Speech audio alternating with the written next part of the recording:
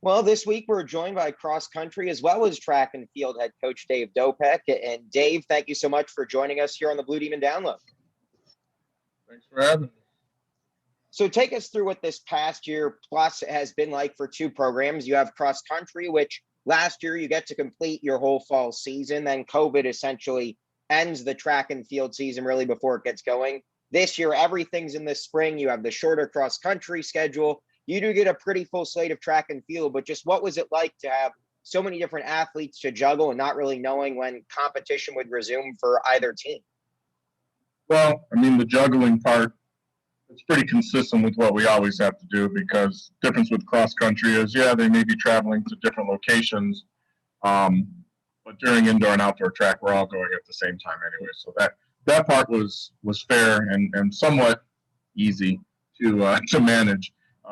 But truthfully, the more difficult part was having to navigate, a cross-country season that amounted ultimately to two meets, a meet to kind of knock the rust off, and then a meet that was our conference championship, which was our first travel in several months, 7 months, 8 months, where we traveled down to North Carolina. And then that happened a week after our first and only indoor meet, which was a home meet in Chicago that we had down at Gately Indoor Stadium. So it was really interesting, trying to have an indoor season that, constituted one meet and having a cross-country season that was two meets, all while preparing for what we hoped to be a full slate of outdoor track and field. Somewhat daunting, but I think for what it was, we got through it quite well. The beauty with especially the running sports, like a cross country, you can train in your off season just by running. But what did it mean for both programs to be able to put that work in and ultimately get back to competing against the conference and some of them on the national stage? Well, I think the biggest part of it is, you train in order to compete. So you do all of your running, on the lakefront, or maybe you had access to trails or, some of the easier or more accessible work that you could do during the quarantine and being isolated. But you still, going from March 13th all the way until February 26th or 7th for the first indoor meet, that's a long time to train without being able to gauge where you're at. And it was a week before that cross country got to open up their season. So it's difficult, and what does it mean once you get your feet wet and you start competing? You start to recognize how much more you like competing than training, and how much motivation, getting out there, putting on the uniform, how much more motivation there is in that than just, waking up in the morning and getting a lift in or getting a run in. So I think, one of the comments that I commonly talked about going through this was we wanted to make this year a celebration, and it wasn't like a party celebration, but it was like a celebration of the thing that we love to do, and so if you are a distance runner who really loves cross country, then that needed to be a celebration, and you needed to be prepared to take advantage of that. And we had some individuals who did that. I can't say that indoor was a celebration because it was here and gone in 5 hours. But outdoor, while somewhat long and people were a little rusty, I do feel like there was, a fairly significant aspect to celebration. I know I was very excited when we had our first meet. I was very excited when we found out who was going to regionals or preliminary round of nationals. So it's been good. How much are you looking forward to, on that note, getting back to what should be a normal schedule here in the fall?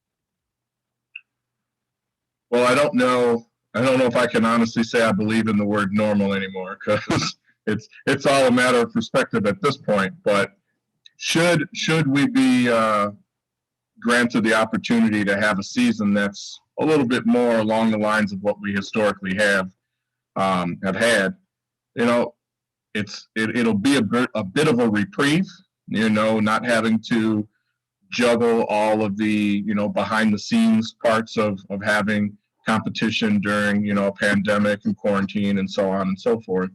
But the flip side of that is it's not much of a reprieve because, we start in August and we'll go through June. And, the expectation is that we're going to turn what we've gone through and the adversity that we've had.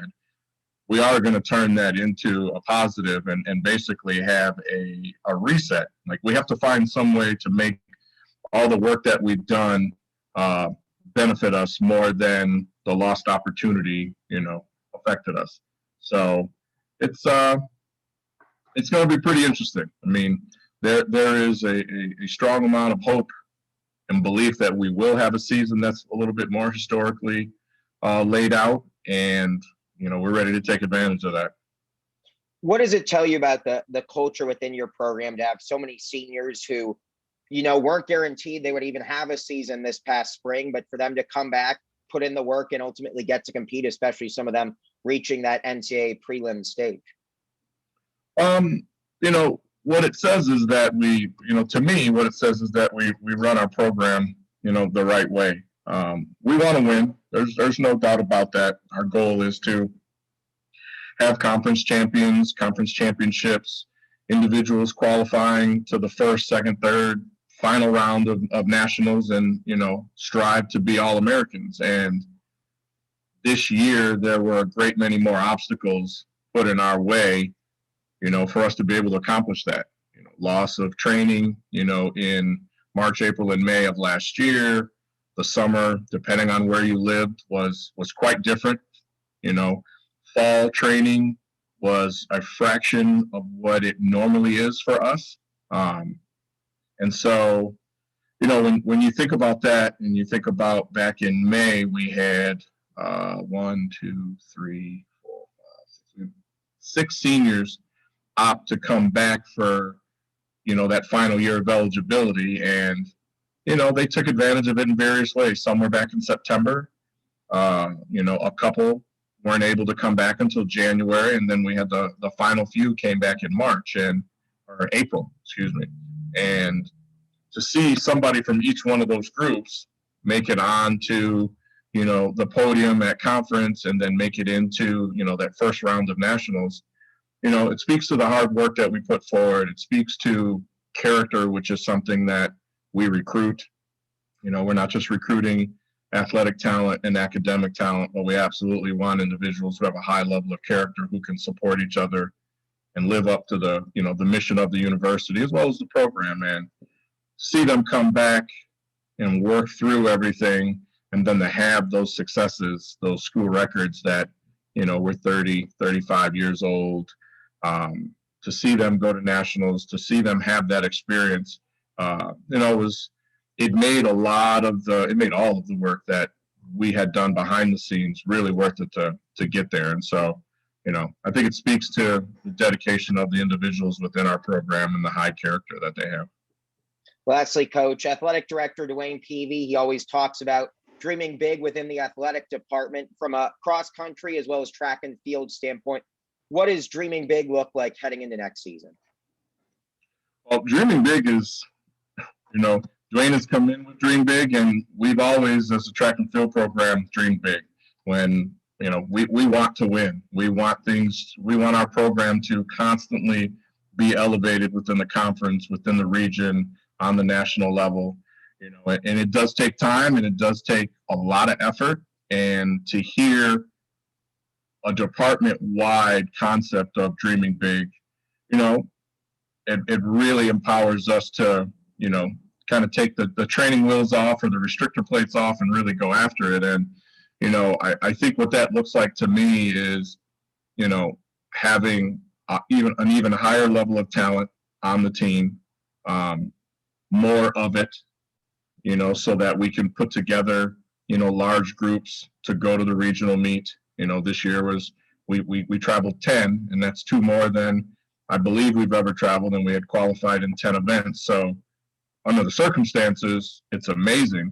But that's not the cap of where we want to be. And so, dreaming big is having more representation at nationals, not just the first couple rounds, but the final round as well. And, having All-Americans more frequently than we have.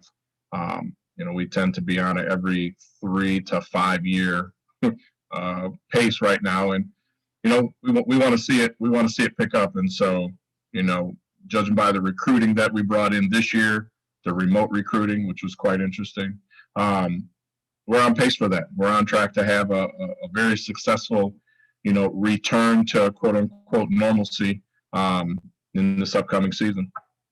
Well, Coach Dave Dopek, thank you so much for keeping us updated with the program and joining us here on the Blue Demon Download. No problem. Once again, thanks for having me.